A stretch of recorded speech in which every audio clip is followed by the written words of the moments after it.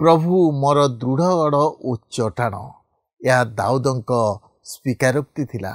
आज कौन आम माने प्रभु को ऊपर संपूर्ण निर्भर रखीचु। सी कौन आम कठिन परिस्थिति रे आम दृढ़गढ़ ओ चटाण अटंती। आमे कौन तांको ऊपर भरोसा रखुचु कि मधुर भाग्य चला पथे साजे दीप आमरी चरण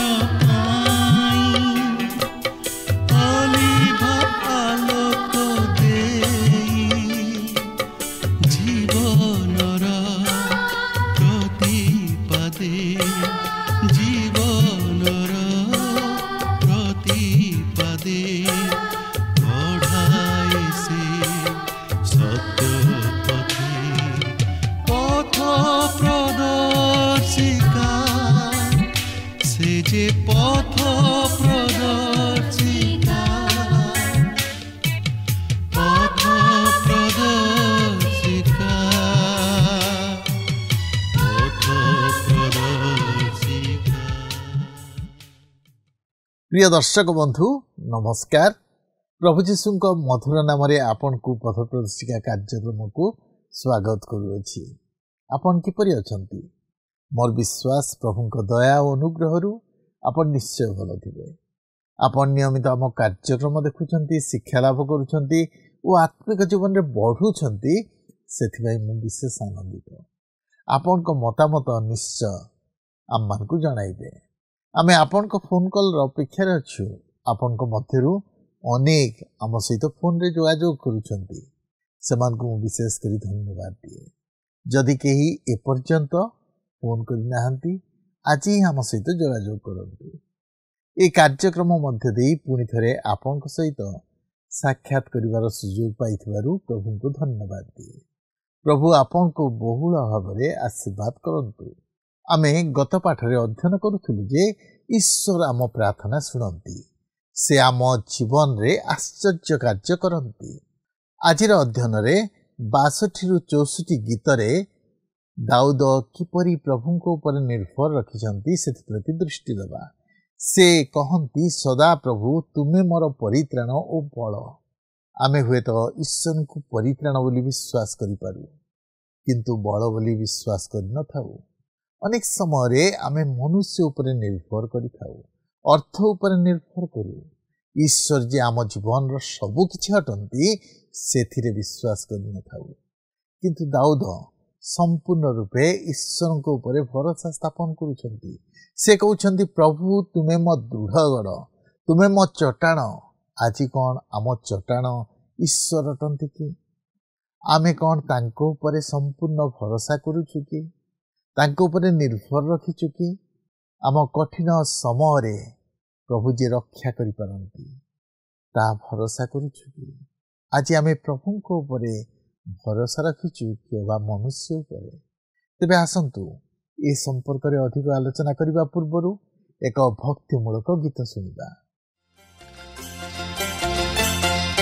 तृणमय स्थान रे शयन करांती, स्थिर जल पाखे पाखे कढ़ाई नियंती।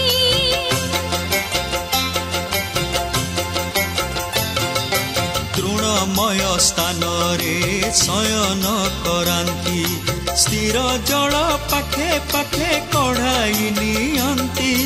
से मोर प्राण को सुस्थ करंती, धर्म पथे मते कढ़ाई नियंती। सदा प्रभु मोर प्रतिपालक, सदा प्रभु मोर प्रिय पालक।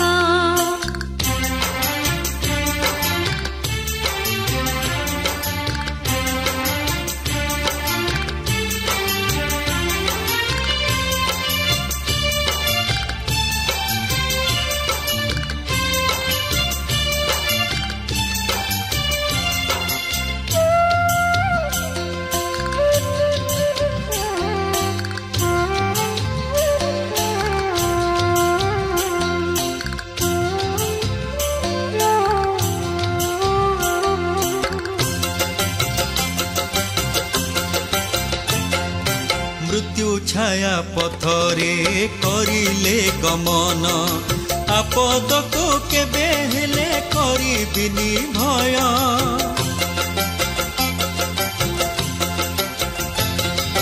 मृत्यु छाया पथरे करिले गमन आपद को केबे हेले करिबिनी भय तुमे सहवर्ती तुमे मोर साथी सांत्वना मोहर प्रभु तुम जष्टि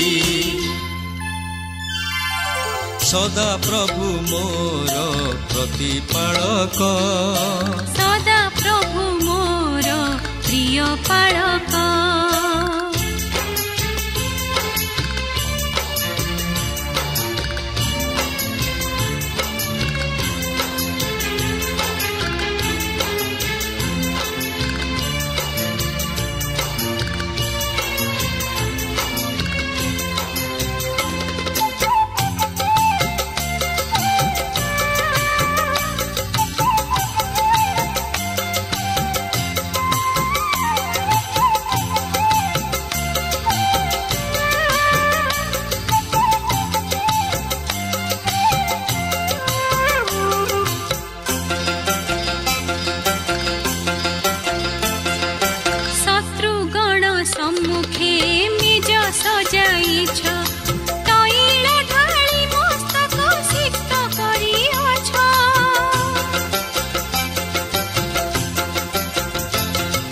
शत्रुगण सम्मुखे निज सजाइछ तैल ढाली मस्तक सिक्त करिअछ पान पात्र मोर उछुली पडुछि मंगल दयाम एव अनुवर्ती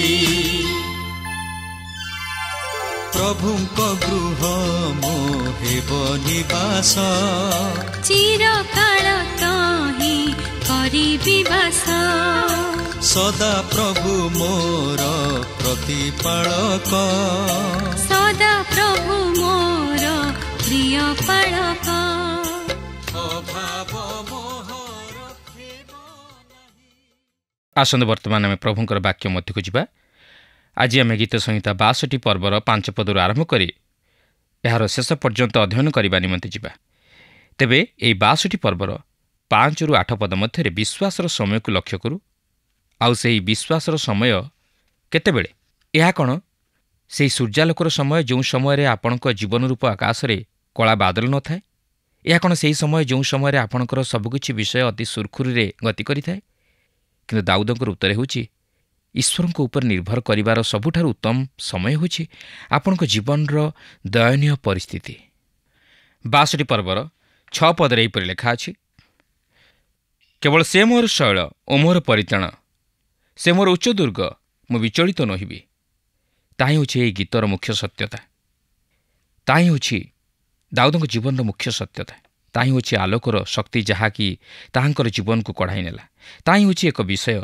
जहाँकि इतिहासर दिग्बलय मध्य अन्यान्य व्यक्तिमानक अपेक्षा ताहांको ऊर्ध्वरे रखिअछि आम जितेबाला नूतन नियम मध्य को आसू आम देखिपर जे प्रभु यीशु जितेबाला यही चमत्कार विषय नहीं कहती सेतेबाला से कौन बुझंती माथ्यू 21 पर्वर 44 पदरे एहिपरि लेखा अछि आउ जे एही प्रस्तर उपरे पड़िबो से खंड विखंड हेबो पुणी एही प्रस्तर जाहा उपरे पड़िबो ताहाकु ता चूर्ण विचूर्ण करिबो ख्रीष्ट होउछन्ति सेही पत्थर बा शैल एक दिन आसुअछि जेतेबेले कि हस्त बिना छेदित प्रस्तर एही पृथ्वी उपरे पतित हेबो आज आपण ओ मु आमे एही प्रस्तर उपरे पड़ी पारिबा आउ जो माने एही प्रस्तर उपरे पड़िबे से माने रक्षा प्राप्त हेबे प्रभुंकर जने दासी ताहांकर साक्ष्य देई कहंती आपण जानंती बेले बेले मु शैल उपरे कंपित हुए किंतु शैल केबे हेले मो तळे कंपित हुए नाही आपण कोन सेही शैल उपरे अछंती जे केही एही शैल उपरे पड़े से उद्धार प्राप्त हेबो यहाँ प्रेरित पाउल बुझंती जेतेबेले से कहंती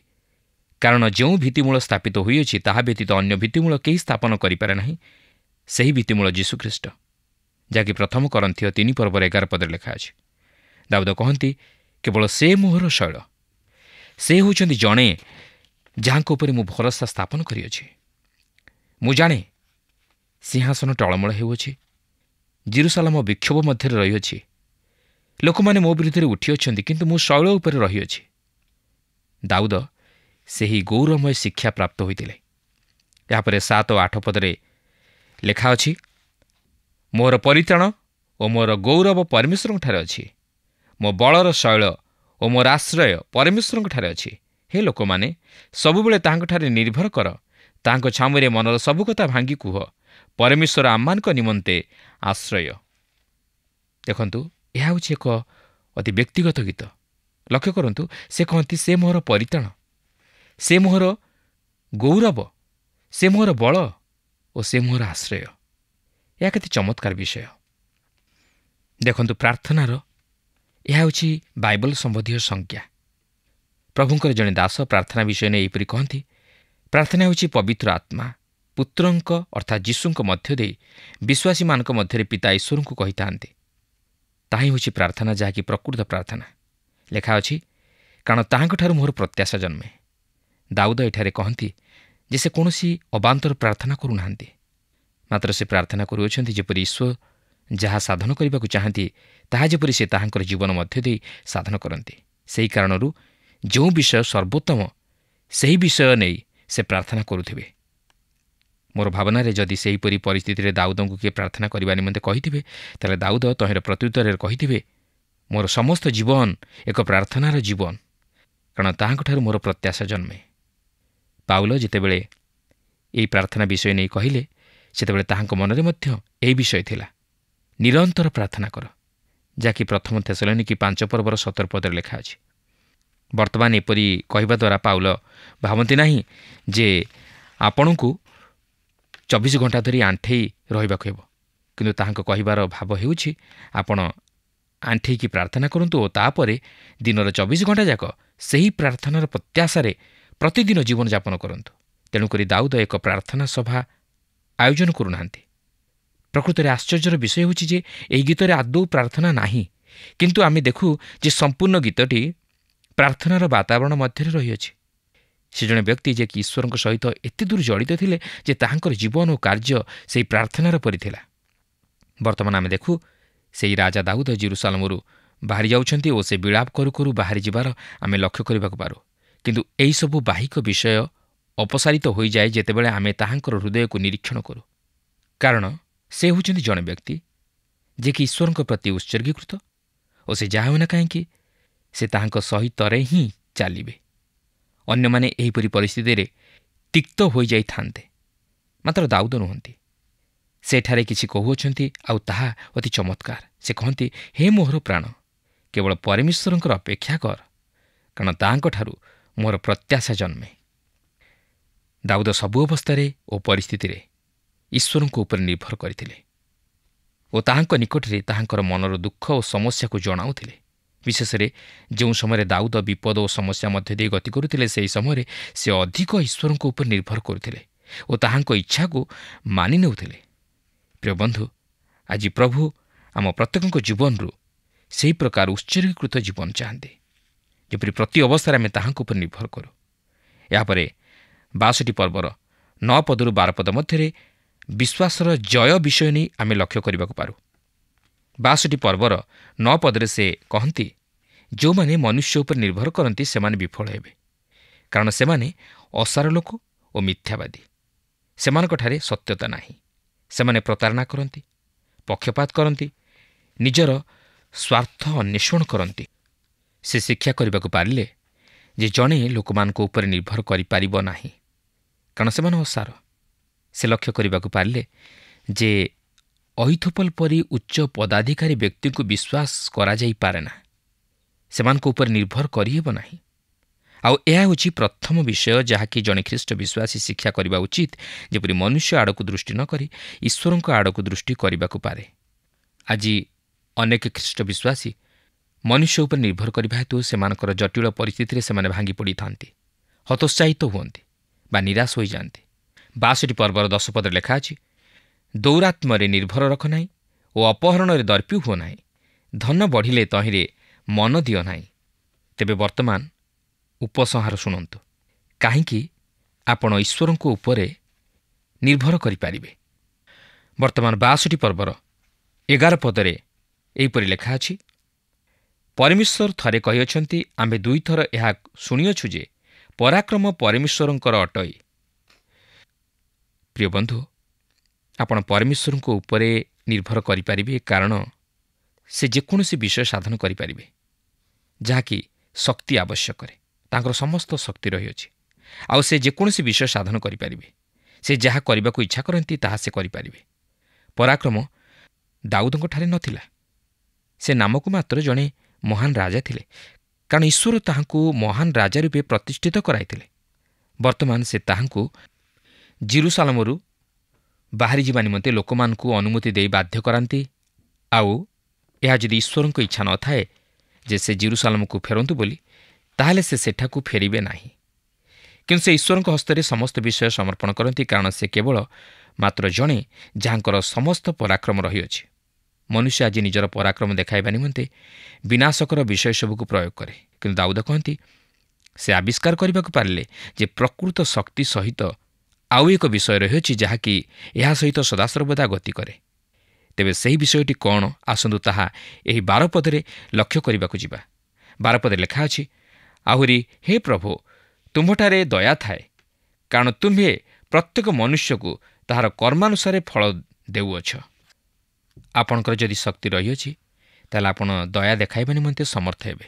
ଦାଉଦ କହୁଅଛନ୍ତି ଯେ ତାହାଙ୍କ ଈଶ୍ୱର ଯିଏକି କ୍ଷମତା ପ୍ରୟୋଗ କରନ୍ତି, ସେ ମଧ୍ୟ ଦୟା ଦେଖାଇ ପାରିବେ। ସେ ସାଧକକୁ କହିଲେ ଯେ ସେ ଚାହାନ୍ତି ଯେପରି ସେ ସେହି ପାପାଚ୍ଛାଦନକୁ ଫେରାଇ ନେଇ ମନ୍ଦିର ମଧ୍ୟରେ ରଖନ୍ତୁ, କାରଣ ସେ ଈଶ୍ୱରଙ୍କଠାରୁ ଦୟା ପ୍ରାପ୍ତ ହେବେ। ପୁରାତନ ନିୟମର କେନ୍ଦ୍ରବିନ୍ଦୁରେ ଧର୍ମ ଥିଲା ଏକ ପାପାଚ୍ଛାଦନ ବସ୍ତ୍ର। ଆଜି ଖ୍ରୀଷ୍ଟ ବିଶ୍ୱାସୀର ବିଶ୍ୱାସର କେନ୍ଦ୍ରବିନ୍ଦୁରେ ରହିଛି ଦୟା। ଆଜି ପାପୀ ମନୁଷ୍ୟ ଈଶ୍ୱରଙ୍କ ଦୟା ଲାଗି ହିଁ ବଞ୍ଚି ରହିଅଛି। ଯେଉଁ ପାପୀ ଈଶ୍ୱରଙ୍କ ଦୟା ସିଂହାସନର ନିକଟବର୍ତ୍ତୀ ହୁଏ, ସେ ଈଶ୍ୱରଙ୍କଠାରୁ ଦୟାପ୍ରାପ୍ତ ହୋଇଥାଏ, କାରଣ ସେ ସେହି ଉଦ୍ଧାର ପ୍ରଭୁ ଯୀଶୁଖ୍ରୀଷ୍ଟଙ୍କ ଦ୍ୱାରା ହିଁ ପାପୀ ମନୁଷ୍ୟ ନିମନ୍ତେ ସାଧନ କରିଅଛନ୍ତି। ପ୍ରିୟ ବନ୍ଧୁ, ଏଠାରେ ମୁଁ ଏକ ମତାମତ ଦେବାକୁ ଚାହେଁ। ଏହି ଗୀତଟି ସାଧାରଣତଃ ଈଶ୍ୱରଙ୍କ ସହିତ ଏହି ବହୁମୂଲ୍ୟ ସହଭାଗିତାକୁ ଉପସ୍ଥାପିତ କରେ। ଦାଉଦ ଈଶ୍ୱରଙ୍କ ନିକଟରେ ତାହାଙ୍କର ହୃଦୟକୁ ଅଜାଡ଼ି ଦିଅନ୍ତି।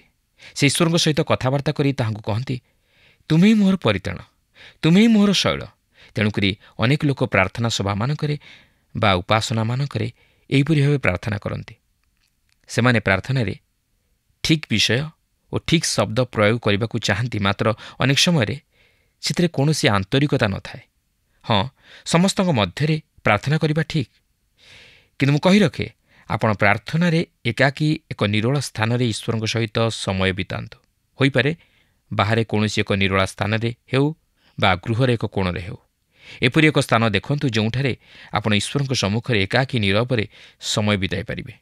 ତାପରେ ଈଶ୍ୱରଙ୍କ ନିକଟରେ ନିଜ ମନର ସବୁ କଥା ଭାଙ୍ଗି କହନ୍ତୁ ଓ ତାହାଙ୍କ ନିକଟରେ ନିଜର ଦୁଃଖ ଜଣାନ୍ତୁ, କାରଣ ସେ ସର୍ବଶକ୍ତିମାନ, ସେ ମଧ୍ୟ ଦୟାବାନ ଈଶ୍ୱର ଓ ସେ ପ୍ରତ୍ୟେକ ମନୁଷ୍ୟକୁ ତାହାର କର୍ମାନୁସାରେ ଫଳ ଦିଅନ୍ତି।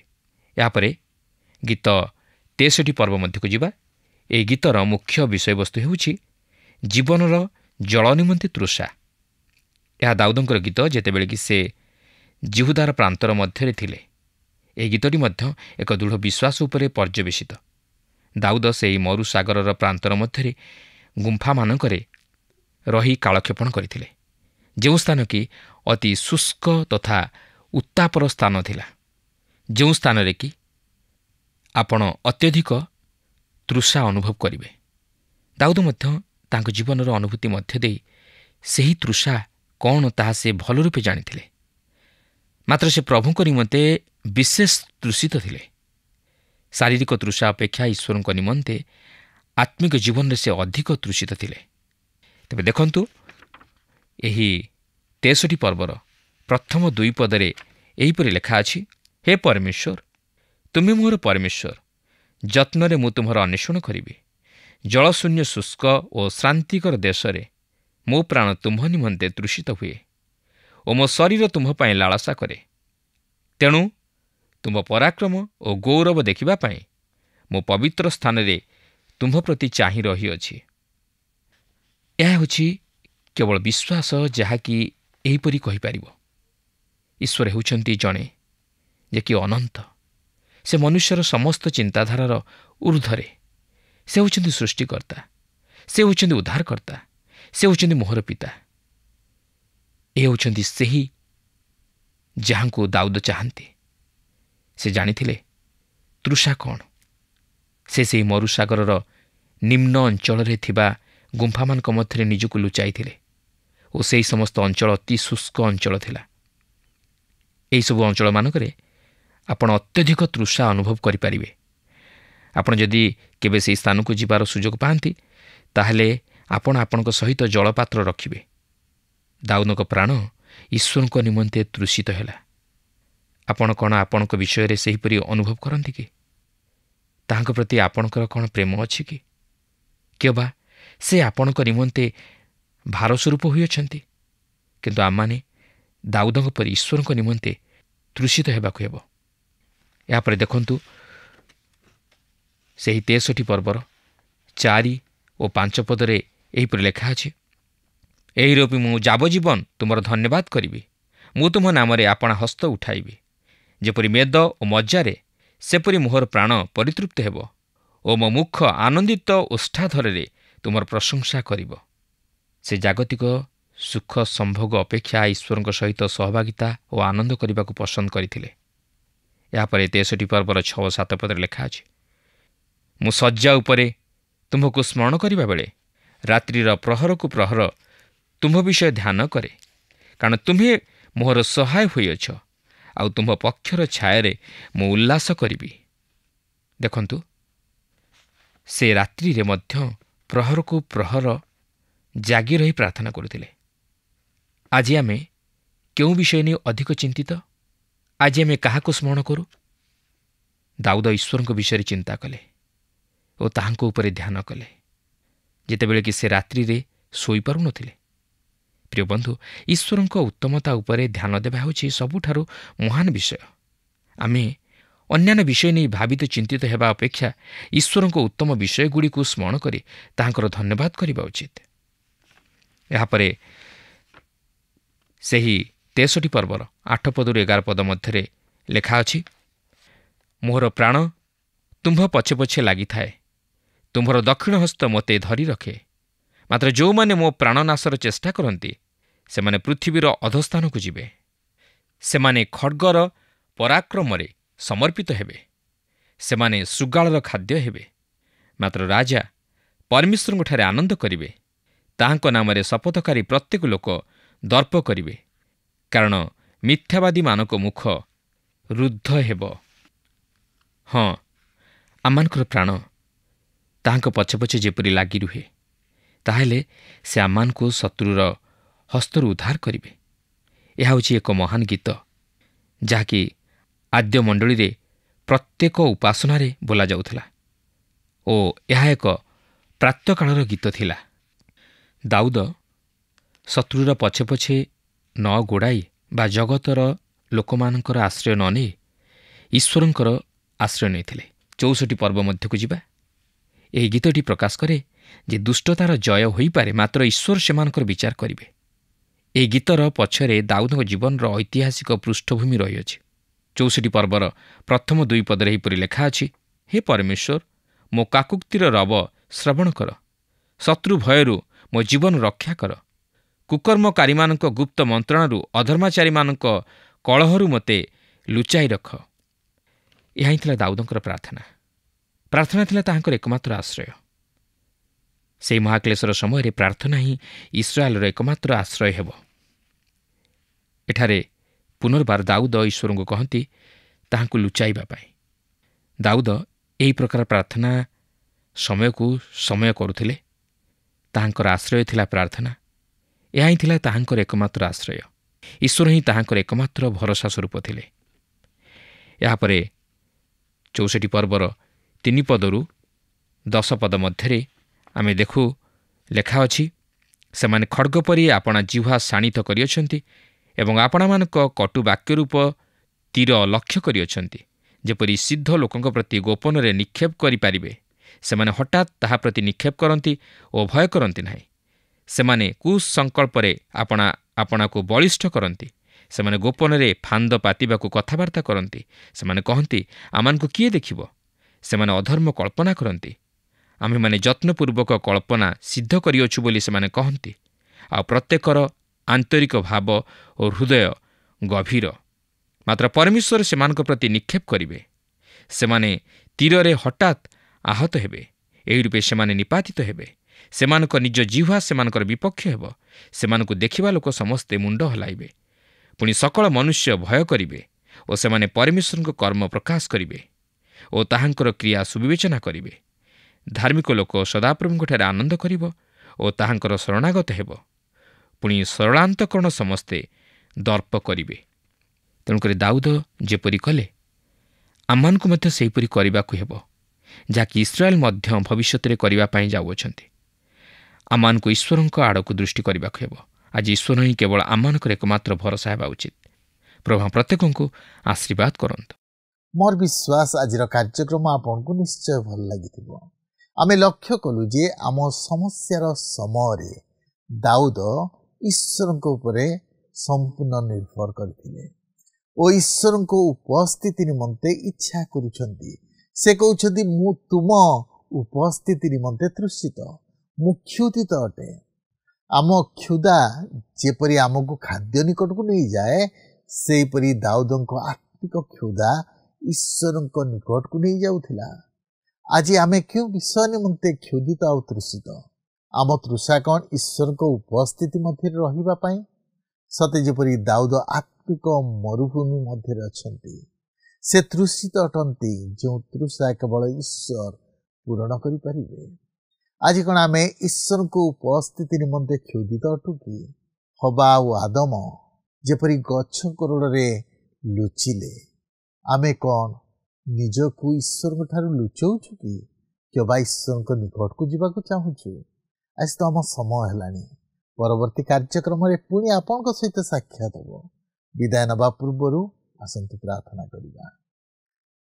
ଅତ୍ୟନ୍ତ ଦୟାଳୁ ପ୍ରେମମୟ ପ୍ରଭୁ, ଆମେ ତୁମର ଧନ୍ୟବାଦ କରୁଅଛୁ। ଆଜି ତୁମ ବାକ୍ୟ ମଧ୍ୟ ଦେଇ ତୁମେ ଆମମାନଙ୍କୁ କଥା କହିଛ। ପ୍ରଭୁ ତୁମେ ପବିତ୍ର, ତୁମ ବାକ୍ୟ ପବିତ୍ର। ପ୍ରଭୁ ତୁମେ ଚାହଁ ଆମମାନଙ୍କ ଜୀବନର ସବୁ ପରିସ୍ଥିତିରେ ଆମେ ତୁମ ନିକଟକୁ ଆସୁ, ତୁମ ଉପସ୍ଥିତି ମଧ୍ୟରେ ରହୁ। ପ୍ରଭୁ ଦାଉଦ ତୁମ ନିକଟରେ ରହିବା ପାଇଁ ଲାଳାୟିତ ଥିଲେ। ପ୍ରଭୁ ତୁମ ସହିତ ସମକ୍ଷେପଣ କରିବା ପାଇଁ ଚାହୁଁଥିଲେ। ତୁମ ପାଇଁ ସେ ତୃଷିତ ଥିଲେ। ପ୍ରଭୁ ତୁମେ ଆମମାନଙ୍କୁ ସେଇ ମନ, ସେଇ ଆତ୍ମା ଦିଅ। ଆମେ ଯେପରି ପ୍ରଭୁ ତୁମ ଉପସ୍ଥିତି ମଧ୍ୟରେ ସଦା ସର୍ବଦା ରହିବୁ। ପ୍ରଭୁ ତୁମରି ସହଭାଗିତାରେ ରହିବୁ। ପ୍ରଭୁ ତୁମର ଗୌରବ, ତୁମର ମହିମା କରିବୁ, ସେପରି କୃପା ତୁମେ କର। ଆମମାନଙ୍କୁ ଏକ ବିଶ୍ୱାସରେ ପୂର୍ଣ୍ଣ ଜୀବନ ଦିଅ। ପ୍ରଭୁ ତୁମରି ନିକଟବର୍ତ୍ତୀ ହୋଇ ଜୀବନ କାଟିବା ପାଇଁ ସାହାଯ୍ୟ କର। ତୁମେ ଆମମାନଙ୍କ ପ୍ରାର୍ଥନା ଶୁଣିଲ, ଉତ୍ତର ଦେଲ ବୋଲି ଧନ୍ୟବାଦ ଦେଇ ଏହି ପ୍ରାର୍ଥନା ଆମମାନଙ୍କ ନିମନ୍ତେ ପ୍ରାଣ ଦେଇଥିବା ପ୍ରିୟ ଯୀଶୁଙ୍କ ନାମରେ ମାଗିଲୁ, ଆମେନ୍। ବହୁତ ବହୁତ ଧନ୍ୟବାଦ। ପ୍ରଭୁ ଆପଣଙ୍କୁ ଆଶୀର୍ବାଦ କରନ୍ତୁ। ଗତ ପ୍ରଶ୍ନର ଉତ୍ତରଟି ହେଲା ଏ ଖ୍ରୀଷ୍ଟ। ଆଜିର ପ୍ରଶ୍ନଟି ହେଲା, ଦାଉଦଙ୍କ ପ୍ରାଣ କାହା ନିମନ୍ତେ ତୃଷିତ ଥିଲା? ଏ ପଦବୀ, ବି ବିଳାସ ଜୀବନ, ସି କ୍ଷମତା, ଡି ଈଶ୍ୱର।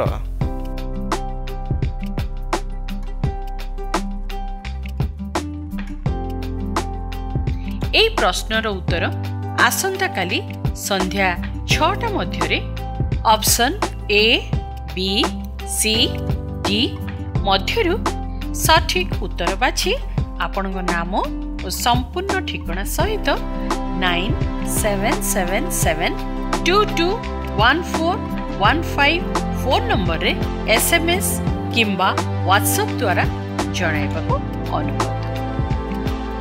जदि आपको आम कार्यक्रम भल लगुच तेबे 0444908126 रे मिस्ड कॉल दे विजय होई परिबे। गत सप्ताहर विजय दशक बंधु हेले रायगड़ारू अनंत रेड्डी।